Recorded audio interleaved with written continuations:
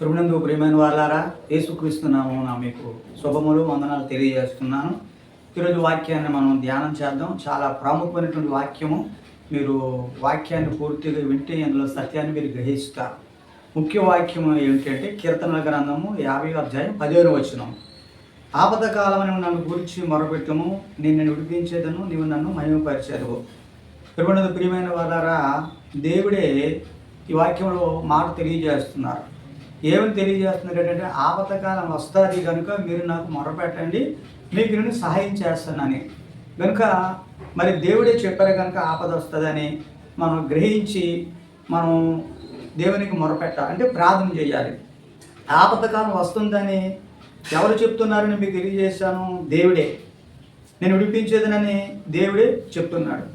కనుక వాక్యంలో ఇంకో భాగాన్ని మనం చూద్దాం. యోహాను సువార్త 16వ అధ్యాయం 33వ వచనంలో, లోకములో మీకు శ్రమ కలుగును, అయినను ధైర్యము తెచ్చుకొనడి, నేను లోకమును జయించి ఉన్నానను. అంటే యేసయ్య మరి ఏం చెప్తున్నారు ఏంటంటే, లోకంలో మీకు శ్రమ ఉంది, అయినను మీరు భయపడకండి, ధైర్యం తెచ్చుకోనండి, లోకాన్ని నేను జయించానని చెప్పన్నారు. అంటే యేసుప్రభువు వారు మరి ఎవరిని జయించారు ఏంటంటే, సాతాన్ని జయించారు. అంటే శిలువలో సాతాన్ని ఏం చేశారంటే ఆయన ఓడించారు.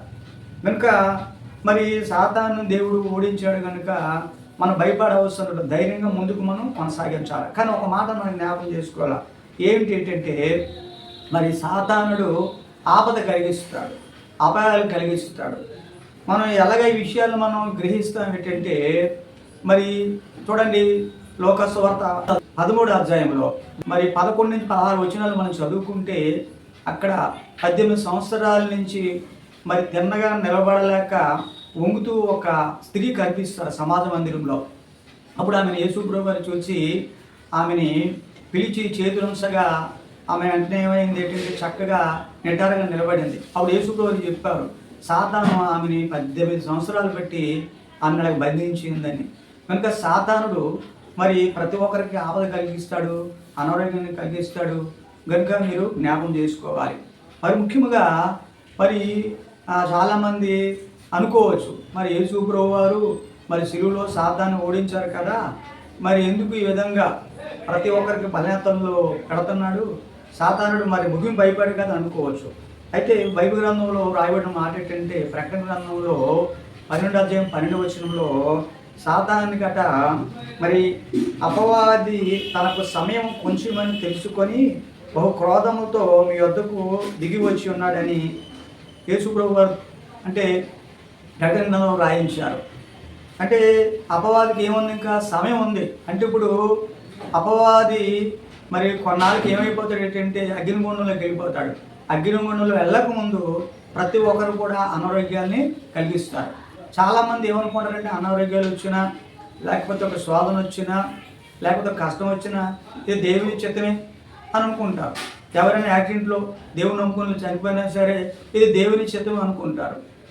అలా అనుకోకూడదు. ఎందుకంటే బైబిల్ వాక్యంలో యోహాను సువార్త మరి 10వ అధ్యాయం 10వ వచనంలో ఏమని రాయబడి ఉందంటే, ప్రియమైన వాళ్ళారా, నేను చదివి మీకు వినిపిస్తాను, మీరు కూడా వాక్యాన్ని ఒకసారి పరిశీలన చేయండి.